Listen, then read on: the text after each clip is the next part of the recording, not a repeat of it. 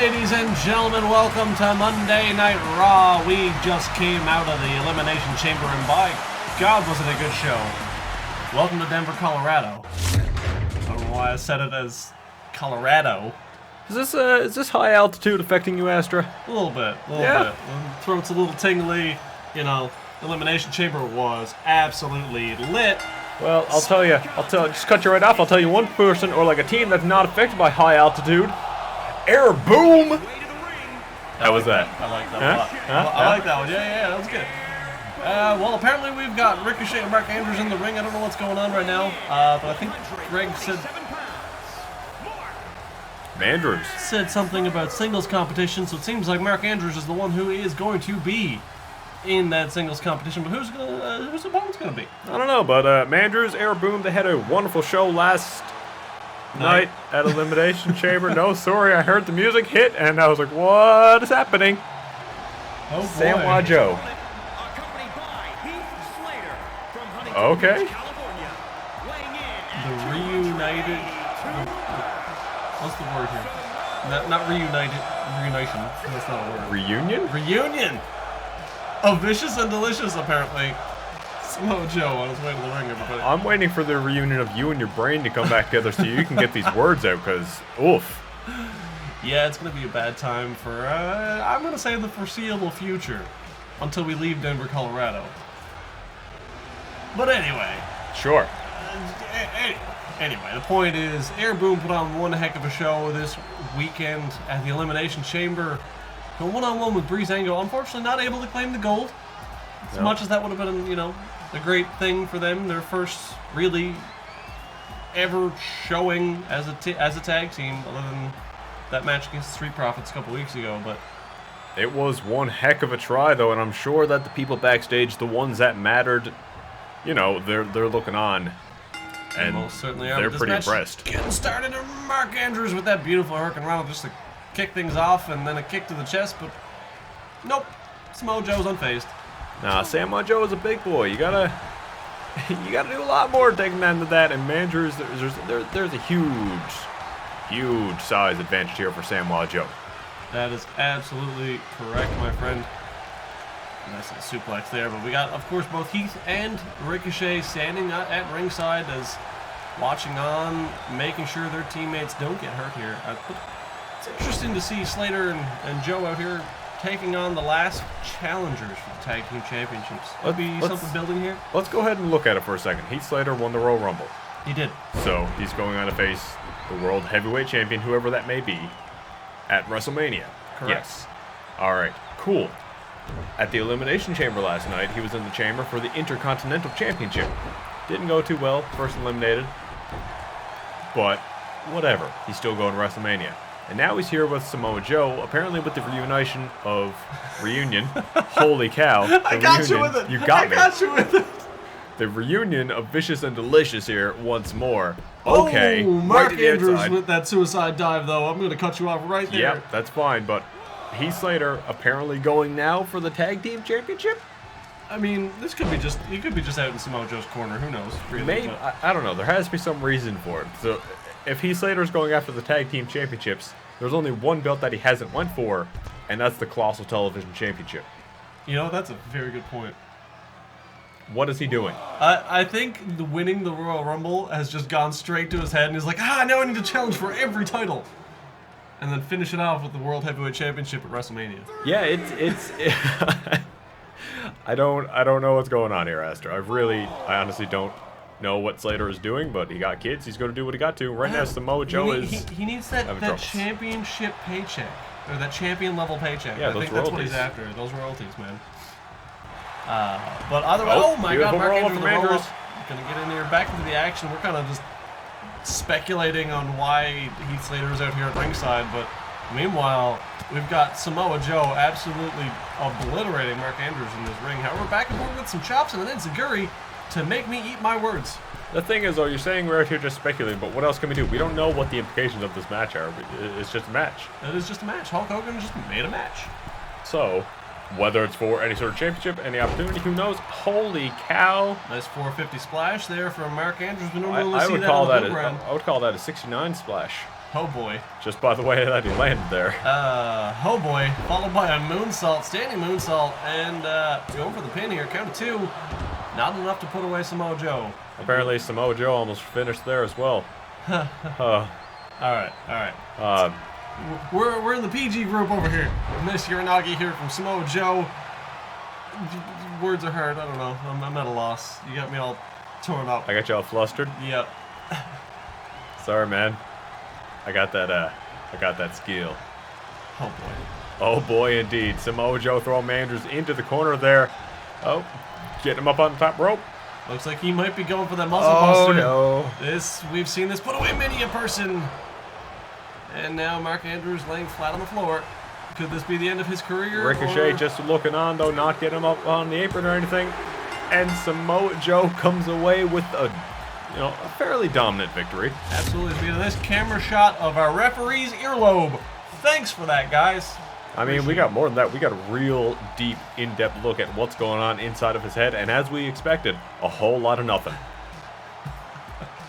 But there we go. Once more, that beautiful Uranagi from Samoa Joe. And then our next, see that beautiful way that he got up straight into the pinfall? That is pure technique, ladies and gentlemen. That's why you see that replay instead of the actual muscle buster. Absolutely. Our production team thought that was important. Oh, no, I mean, one step forward, 2 steps back every week here on Monday Night Raw. But your winner tonight, Samoa Joe, in a pretty dominant fashion, as per usual. But I guess we'll have to wait and see what happens with this next week. Maybe there's more, maybe there's not. Who knows? Hulk Hogan, he's the one in charge, finally. You know when they had like the anonymous GM and they got like emails, stuff like that, so they kind of knew what was happening? Yeah. Can we just get the emails so we know what's happening? I mean, we could try. Or like notes? We could try. I used to get emails from a general manager. They stopped a long time ago, though. Yeah, we got a lot more than just emails from him, but we got Mia Yim coming to the ring here right now. She had a pretty darn good showing last night at the Chamber as well. Almost won an opportunity at an opportunity. Absolutely. Oof, that would have been nice. Of course, she had 3 eliminations. I want to say that is probably what happened.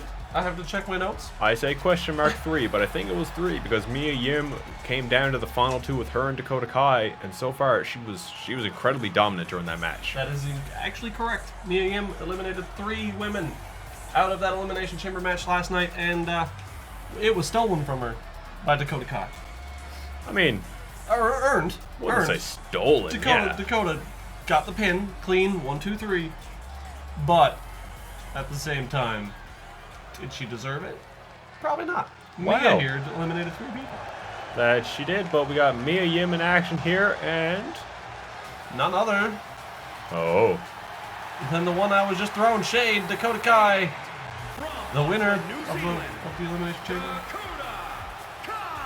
All right. Well, ladies and gentlemen, Dakota Kai is out here tonight, the winner of the Elimination Chamber, the one going on to face Maurice at Fastlane for an opportunity at the WWE Women's Championship. Fantastic opportunity that is as well. Of course, Maurice is not an opponent to just kind of lay by the side. You got to get some warm-ups in. Maybe she asked Hogan for another match. This time, Hogan thought it would be funny to throw Mia into the mix because that's who she beat to win the chamber. Who knows? I don't. I just work here. Yeah, once more, some notes or something would be nice, just so we know what the heck is happening. But, who are we? We're just commentators. We just have to talk about the product and have to hype up the matches and get people excited at home. But, doesn't always work that way. We need some information. But anyway, these 2 ladies, nice little snapmare here, followed by a nice running kick. Nice little soccer kick, a little Pele kick, what do you want to call that? I think it's a soccer kick. PK kick. PK kick. Or a PK, a penalty kick, I don't know. Penalty kick, yep, that's it. And that was a nice one. Yeah. The leader of Team Kick learned that today when I was watching something. Oh, cool. Yeah. Okay, so that's why she has a lot of kicks. Yeah. That makes a lot of sense. Jeez. So we got a lot of kicks from Dakota Kai here, but Mia Yim is more of a powerhouse, hard-hitting, Street Fighter-esque type of wrestler here. So you got a little bit of a clash of styles here now. Absolutely. Here we go, seeing more of those kicks and this little scorpion kick? Let's call it a scorpion kick. Sure. I don't know. This little series of kicks.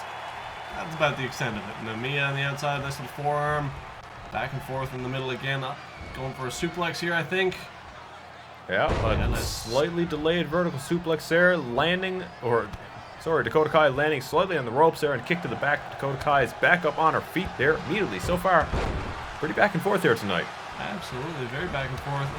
Both these ladies trying to show that they both deserve what they did in that matchup. They're both very, very competent ladies in terms of wrestling skill and ability. And Dakota Kai with those vicious kicks and the coup de grace from the top rope.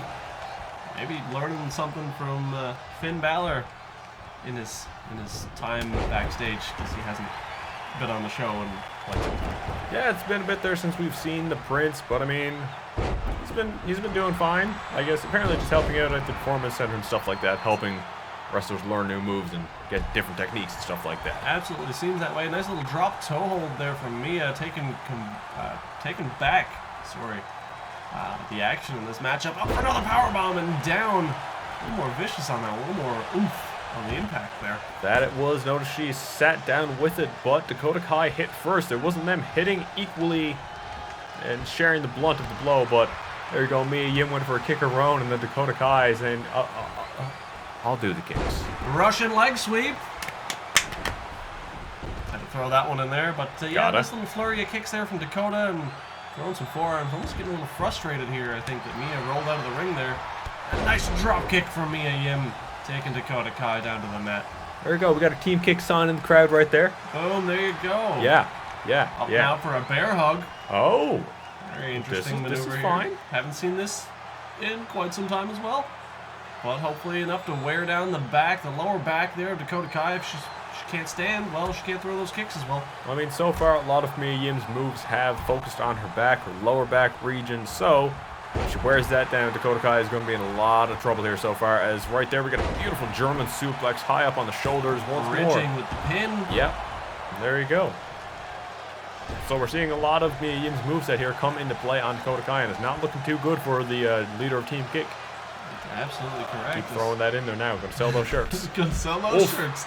Nice little spear to the gut while she's trying to get to the top rope. Knocking the ref down now. Mia Yim showing a little aggression here. And up to the top rope. What is she thinking here? Go for a moonsault. Oh my god, a corkscrew off the top rope. I think she might have missed, because it looks like Dakota is just getting straight to her feet. Yeah, that wasn't too good there, Astra. That was a little bit risky there, as Mia Yim paid for, but she's back on top with a series of kicks of her own. Nice little pantly kick to finish it all off. A little bit of combination action going on here in Dakota and Mia on the outside. Count of 4 from the referee. This actually turned out to be a pretty good Monday Night Raw following a pay-per-view.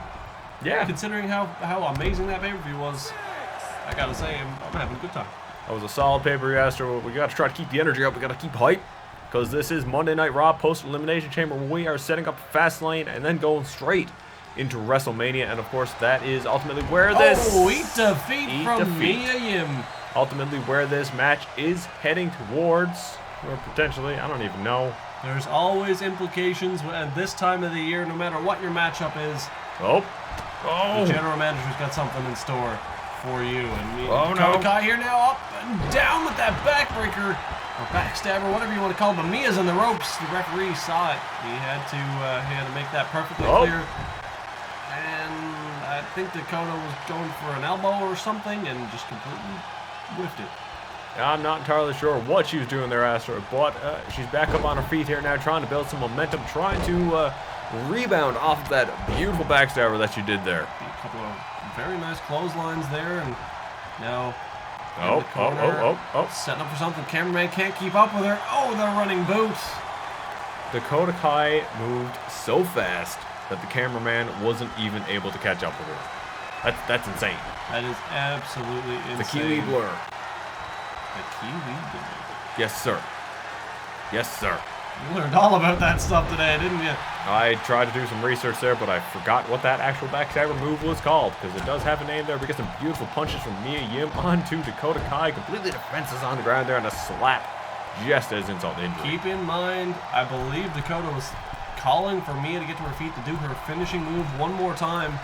Oh my god, that beautiful corkscrew move once again. This time we actually get to see it in the ring. But rolling it back, Mia countering Dakota Kai. Looked like she's setting up for her finishing maneuver, and now Mia in complete control. Taking down a big boot to the corner. Dakota Kai out cold. Has to be. That was a doozy of a boot there from Mia Yim. I guess, once more, anything you can do, I can do better. That whole mentality is huge in the WWE, as right now Mia Yim is setting Dakota Kai up on the top turnbuckle there. Setting her up for something big. Maybe a superplex in order. I don't know, but as you can see there, Mia Yim was, gassed as heck there, but Hurricane Rana off the top rope, taking Dakota Kai down to the mat. Mia Yim standing over a motionless Kai. Oh, man. What are we even thinking there right now? Oh. I'm not entirely sure. Going for that package. Powerbomb! We saw this at the Elimination Chamber. This took out Sasha Banks, I believe. But it's not enough to take out Dakota Kai. Nice little comeback, kicking out of that big move at a count of 2. But is it enough to really turn this match around in her favor? Because as of right now, Mia Yim is in complete control, going up for a tilt-a-whirl DDT. Beautiful moves here from Dakota Kai, turning this back around in her favor. Oh, the Kiwi Killer going to the top ropes again there, Astra. I'm just going to come up with all the nicknames for her today. That's absolutely fine. Frog splash from the furthest corner. Is that enough to put away? No, Mia Yim kicks out after 2. Not quite enough to put away your opponent there yet. Dakota, you got to keep it up with a beautiful knee, taking Mia down to the mat one more time. Oh, went for that roundhouse kick. Not enough. Uh-oh. Now it's looking like... Okay.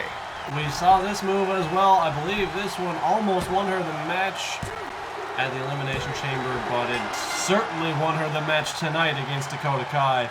Mia Yim coming up strong against the winner of the Elimination Chamber. You can only think there are going to be some implications about this victory for Mia Yim. Hulk Hogan has to be backstage thinking about that, seeing this match from both of these competitors. Keep in mind, Hogan booked this match, so I think he might have had something in the works from the start. Unfortunately, we have no idea.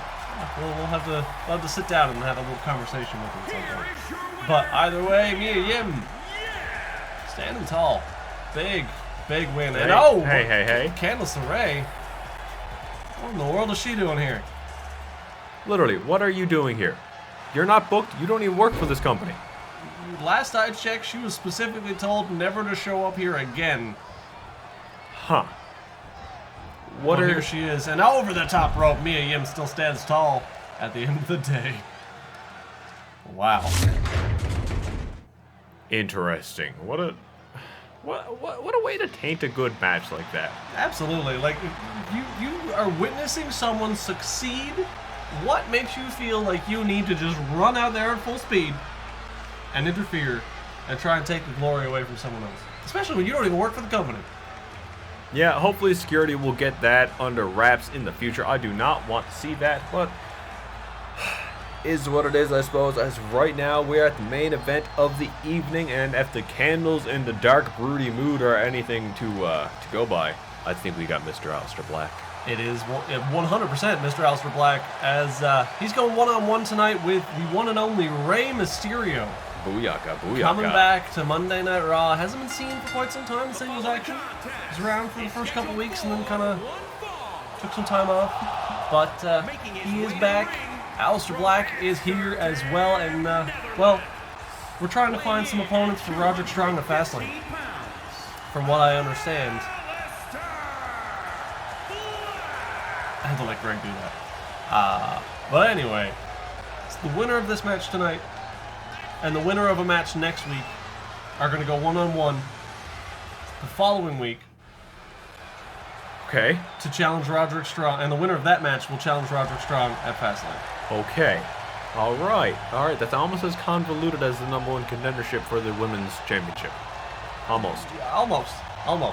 It's 2 one-on-one matches to make a one-on-one match for #1. Basically, it's a 4-man tournament. Yeah. Effectively, yeah. That's exactly it. Okay, so we've got a 4-man tournament here to determine the #1 contendership for the Intercontinental Championship. Rey Mysterio, of course, at WrestleMania challenged for the Intercontinental last year. Nope, for the World Heavyweight. Okay, my bad. Yep. But yes, Rey Mysterio. Well, it was the Undisputed at the time. Yes. Rey Mysterio won the King of the Ring last season, went on to challenge for the Undisputed Championship. Came up short. He did indeed. So now I guess he's setting his sights just slightly lower or higher, if you want to think about it that way, on the Intercontinental Championship. I was about to say, it has been the most prestigious championship of Monday Night Raw history since it started. Yeah, for sure. But right off the bat, both opponents running at each other, missing. Rey Mysterio able to get that beautiful tilt-the-world spinning airplane thing, helicopter, whatever you want to call it. Helicopter, go for a basement drop kick and missed completely. Yes, sir, but leaping over the back of Aleister Black there, going for that beautiful leaping bulldog. Boom, hits it. Beautiful maneuver here. So, of this four-man tournament, by the way, next week we've got Kevin Owens and Apollo Crews going one-on-one. Ooh. So two of these four men, will face each other the week after for a chance to challenge Roderick Strong. But wait a minute. Is this what I think it is? Rey Mysterio, the three friends. Paying homage to Trey's friends. To a late great friend.